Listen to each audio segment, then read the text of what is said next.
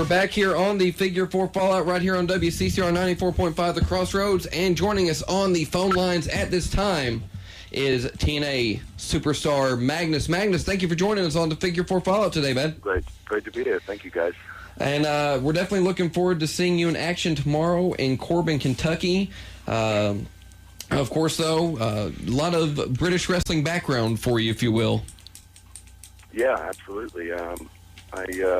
I was born and raised in England, and prior to my career taking off in TNA, I was a full-time wrestler on the British independent circuit. There's a real thriving scene in the UK. There always has been. It's got a very rich wrestling heritage, and that's what I'm a product of.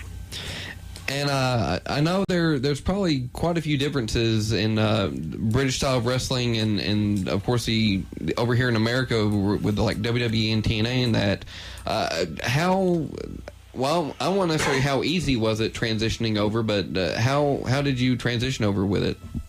Well, I think that people always like to talk about, the different styles, like the British or European style and American style and Japanese style and Mexican style. But truthfully now, after the television scene died out in the UK, the style really died out to a degree as well. Certainly there are a few differences. Like we certainly, I think, are taught a lot more mat stuff and a lot more, a lot more technical holds and things like that. But truthfully, the style, as far as the shows are concerned, are not that different now.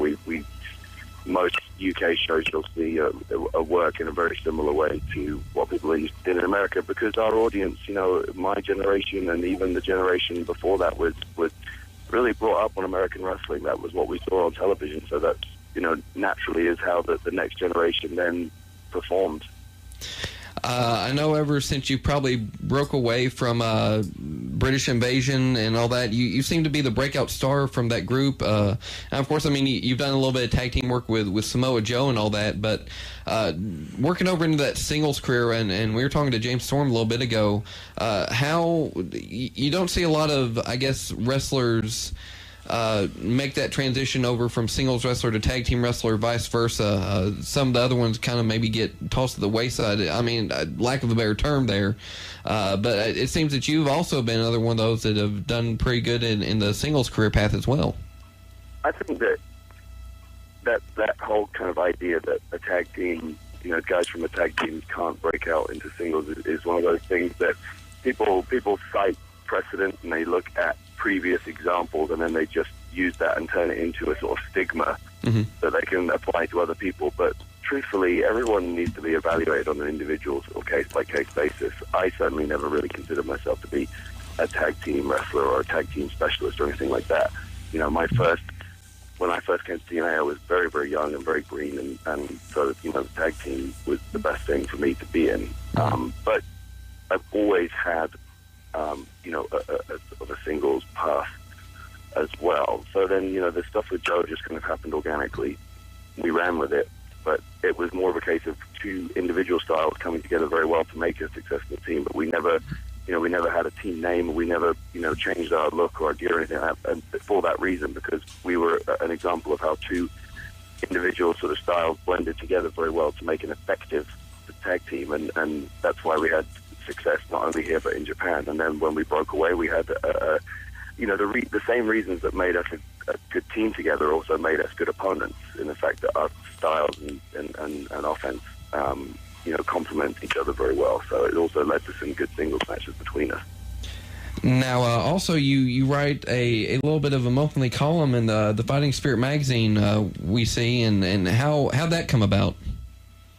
That basically came about through doing an interview with those guys back when I was on a TV show called Gladiators in the UK, and it was just one of those situations where because of my schedule and all my commitments, it was hard to sort of get me nailed down for such a long interview, and it was a good sort of 6 pages or something like that.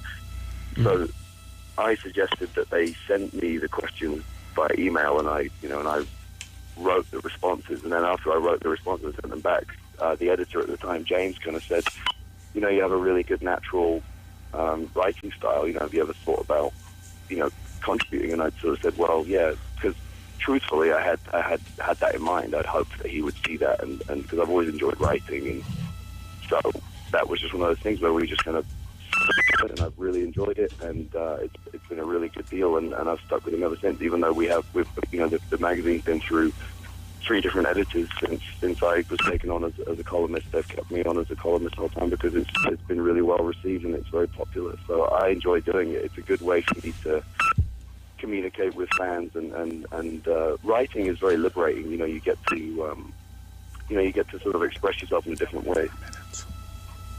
Okay. Magnus, this is Eric Skelly here with the Figure 4 Fallout. Just a quick question for you. I mean, I know you're still fairly young in your career with professional wrestling, obviously, here in the United States, and you've already had a lot of success. I guess the big question I ask, I mean, obviously, you're looking at a long career. Is there a guy that, I mean, from another generation that you would have loved to have just been able to work with in a ring? Obviously, I mean, some people cite Bruno Sammartino, a few of those guys. I mean, but was there one person who stood out that you feel like, yeah, there's somebody I would have loved to have had a match with? I think everybody. I think I certainly, anybody who really knows about the sort of the mechanics and the quality of a pro wrestling match would have loved to have had a chance to work with Shawn Michaels, Bret Hart, Steve Austin. These are all heroes of mine. Triple H is another one. As far as the people who I've sort of tried and model myself after, certainly, Sting is a guy whose career path, I would love to emulate, because he came in at a young age, but then established himself and stayed strong and relevant as a top star for such a long time, and always managed to stay relevant, and he stayed healthy, and he's done it with integrity, which is a very, which is a really admirable thing. And then as far as, other guys' career paths, I'd definitely say that if I could have the sort of career of, of a Triple H or a Steve Austin or a Chris Jericho, those are guys who have come up through every level, and then have established themselves in the right way, and become a top star for all the right reasons. That's all you can hope for in this business. All right, and of course, you're going to be here with us in Corbin, Kentucky tomorrow.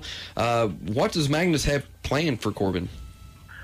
What I have planned for Corbin is to extract about 230 pounds of revenge out of one Mr. Ken Anderson. Nice. That's who I'll be wrestling. I'll be, he's got a big mouth, and his attitude is, somewhat questionable. And now that he's taking that and applying it to aces and eights, because I guess when a gang like that takes over and you see the kind of the chaos it's creating, you have two choices. You can either dig your heels in and fight, or you can kind of turn over and choose to get washed up in it, because those guys, if they're honest to themselves, that's what they're doing. They're being cowards and joining it because they're worried about being run over, and I think that's what Mr. Anderson is doing. So I think Mr. Anderson might have to find out the hard way.